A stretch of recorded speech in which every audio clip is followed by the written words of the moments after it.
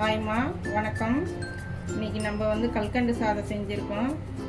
எப்படின்னு பார்க்கலாம் வாங்க.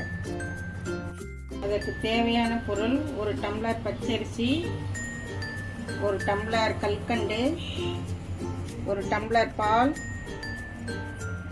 கொஞ்சம் முந்திரி திராட்சை, கொஞ்சம் ஏலக்காய் தூள். ஒரு டம்ளர் அரிசிக்கு 3 டம்ளர் தண்ணி ஊற்றி குக்கரில் வச்சுருக்குங்க. இப்போ அடுப்பு ஆன் பண்ணிக்கலாம். குக்கர் 3 விசில் வந்துச்சுங்க. ஆஃப் பண்ணிக்கலாம்.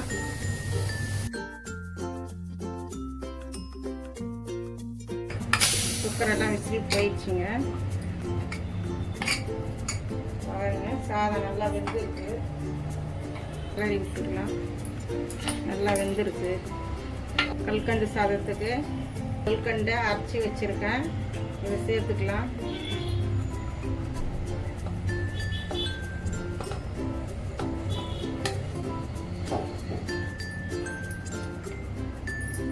நல்லா கிளறி விட்டுக்கலாம். பாருங்க, நல்லா கிளறி விட்டாச்சு. இப்போ பால் 1 கப் சேர்த்துக்கலாம். பால் ஊற்றுறேன்.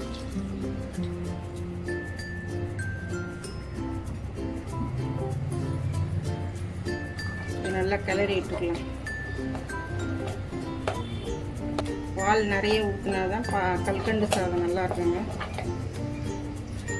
சிம்மில் வச்சு கொஞ்ச நேரம் கொதிக்க விடுவோம்.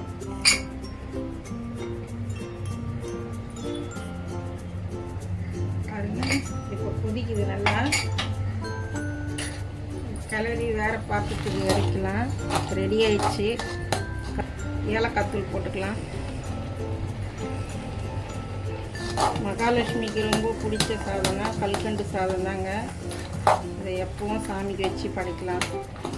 வெள்ளிக்கிழமை, செவ்வாய்க்கிழமை, விசேஷ நாள்லாம் படைக்கலாங்க. ரொம்ப நல்லது, மகாலட்சுமிக்கு பிடிச்சது. பாருங்கள், இப்போ ரெடி ஆயிடுச்சு. இது வேறு பாத்திரத்துக்கு மாற்றிக்கலாம். முந்திரி திராட்சை வறுத்து போட்டு சேர்த்துக்கலாம். பாருங்கள், நெய் சேர்த்துக்கலாம்.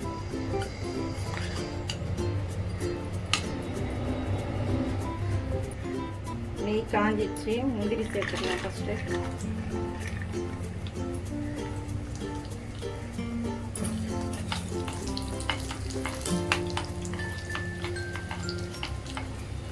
முந்திரி செவந்துடுச்சு. திராட்சை சேர்த்துக்கலாம்.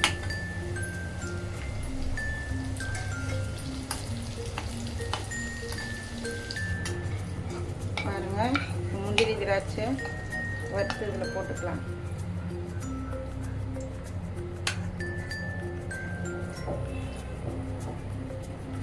இது ரெடி ஆயிடுச்சுங்க.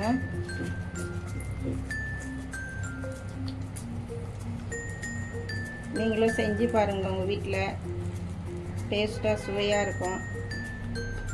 சாமிக்கு பிரசாதமாக வைக்கலாம். நீங்களும் செஞ்சு பாருங்கள்.